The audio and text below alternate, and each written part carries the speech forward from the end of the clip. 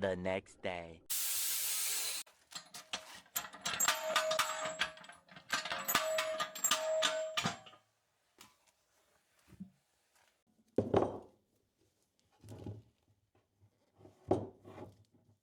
So the purpose of putting this bowl into a resin cast, silicon resin cast, and into the pressure pot overnight is to create some real estate space in this bowl, which was looking to be pretty well awfully small.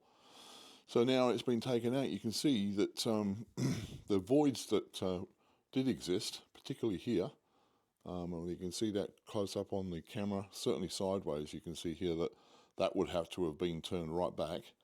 And as we move the bowl around, we can see most of the wood still there. So it's really this area here that now the bowl can be left at this particular size, which is, I think it's an 8-inch mould, so that's an 8-inch bowl blank now that we have here.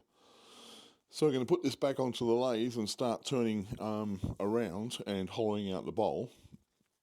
And now we've got all those voids filled. It should give us some nice size bowl. Now I did have a lot of resin left over from the project, so I had one of these silicon moulds. It's a 3-inch by 6-inch blank mould. So I poured that resin into the mould and threw a few pine cones in with some clear, and now I'll put on a sacrificial chuck. So this is another project for another day, but you can see, don't waste the resin. It is expensive stuff. Yep. Back to the project anyway.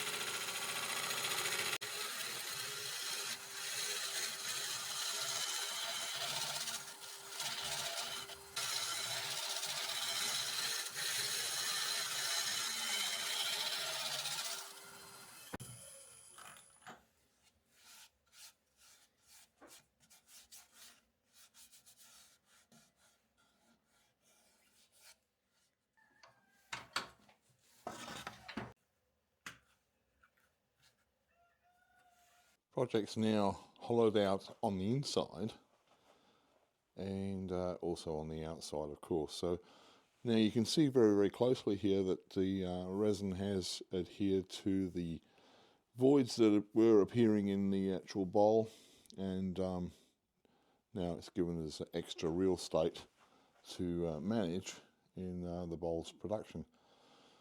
So the next stage now is to put it onto the barbecue spit, which is a 8 RPM turning device that will allow for the tabletop epoxy coat. That's the finish I'm going to give it. Mixed up a 50-50 batch of 4 ounces of epoxy resin. Just a casting resin. Let's Resin's casting resin also acts as a tabletop. It does the same thing.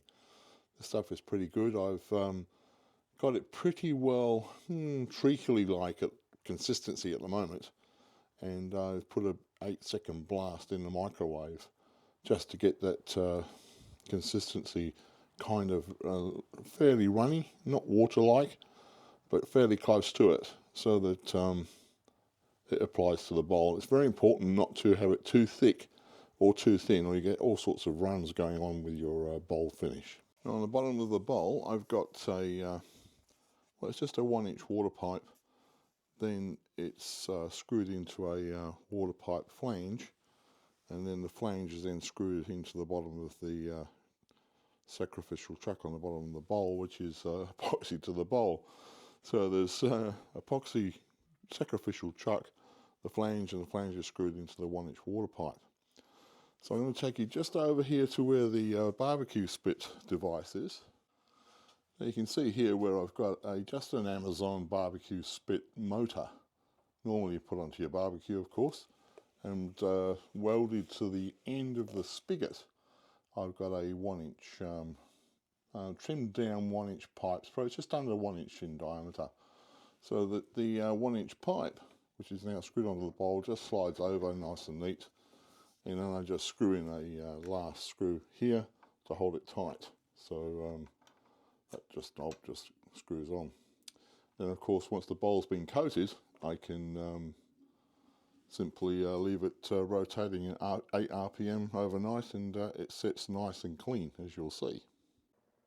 So you see now the bowl is completely mounted and spinning around at 8 RPM, and you can see the actual tabletop epoxy being spread nice and evenly over the entire surface of the bowl. Must say this bowl has come out quite nice. Real estate reclaimed. After the bowl was ended up being about 4 inches in diameter, it's now at 8, and it's around a 3-inch depth. You can see when the bowl turns around here, particularly in this space, the clarity of the resin filling that void.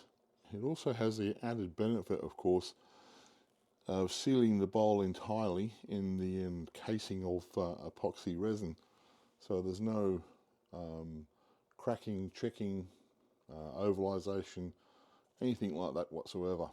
It continues to seal that whole piece of timber in its own environment. So that's about as far as I'm going to go with this project for this week. I've got the sacrificial truck to remove, put the maker's badge, and then it's all finished. So I'm going to let this dry overnight. It's time to get this video uploaded to you guys, and appreciate you watching for this one. I thank Let's Resin for passing over a few gallons of resin for me to help in some of these projects, so I'm not actually supported one way or another. I help them, they help me. That's a great way to go. Guys, thanks for staying with me. Cheers.